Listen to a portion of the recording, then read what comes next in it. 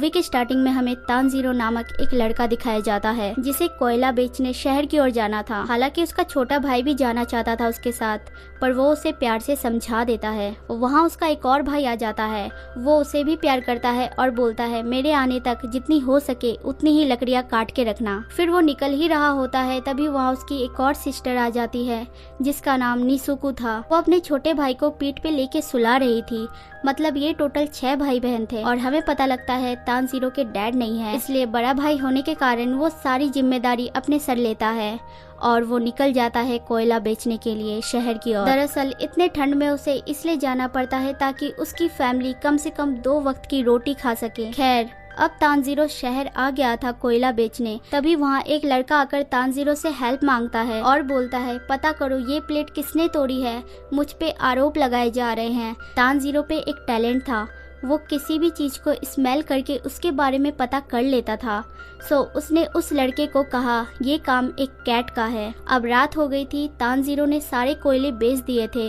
अब वो घर की ओर जा रहा होता है, तभी उसे एक आदमी जाने से मना करता है और बोलता है इतनी रात को ऊपर पहाड़ पे जाना खतरनाक होगा। तानजीरो बोलता है मेरी सूंघने की क्षमता बहुत ज्यादा है, मुझे कुछ नहीं होगा, बहस मत करो, डीमन आ जाए उससे पहले तुम यहाँ आ जाओ। तानजीरो उसके यहाँ रुकता है और कुछ खाता पीता है और उस आदमी से डीमंस के बारे में पूछता है।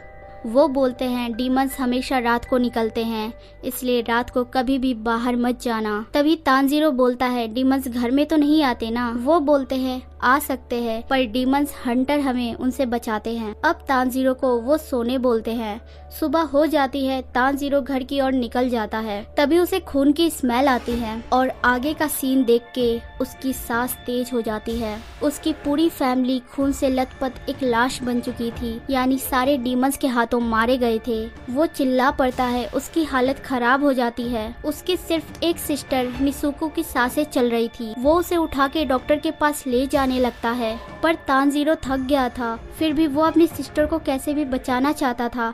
तभी हम देख पाते हैं उसकी सिस्टर चेंज हो रही थी, जिसके कारण तानजीरो का बैलेंस बिगड़ जाता है और वो पहाड़ से नीचे जा गिरता है, पर वो बर्फ की वजह से बच जाता है। वो निसुको को ढूंढता है और उसके पास जाता है, तभी निसुको उस पे हमला कर देती है। निसुको चेंज हो गई थी एक डीमन में। निसुको और भी बड़ी हो गई थी। तानजीरो उसे होश में आने को बोलता है और चिल्लाता है। निसुको के आंखों में आंसू आ जाते हैं। तभी वहाँ डीमन हंटर आ जाता है और बोलता है इसे क्यों बचा रहे हो।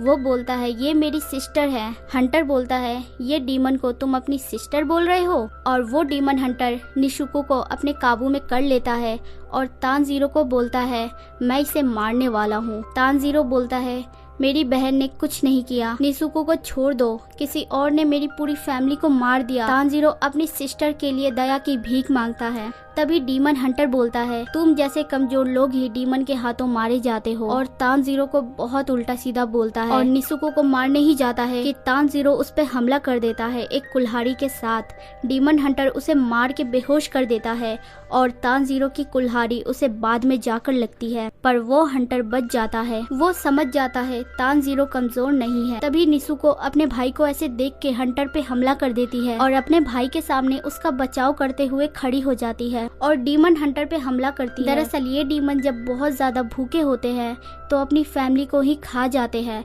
चाहे वो उनकी फैमिली में भाई हो या बहन हो या कोई भी हो। पर निसुको ने ऐसा कुछ नहीं किया, उल्टा अपने भाई को बचाने की कोशिश की। ये दोनों दूसरों से अलग तो नहीं, ये सब हंटर सोचता है और निसुको को बेहोश कर देता है। तभी तानजीरो को एक सपना आता है जिसमें उसकी मॉम निसुको का ध्यान रखने बोलती है। तभी तानजीरो अपनी बहन को पकड़ लेता है। वो हंटर तानजीरो को बोलता है एक आदमी है जिसका नाम साकारू है, उनसे जाकर मिलना और बोलना तुम्हें उतोबियो ने भेजा है और अपनी सिस्टर को कभी भी धूप में मत जाने देना। उसकी सिस्टर अब नॉर्मल लग रही थी।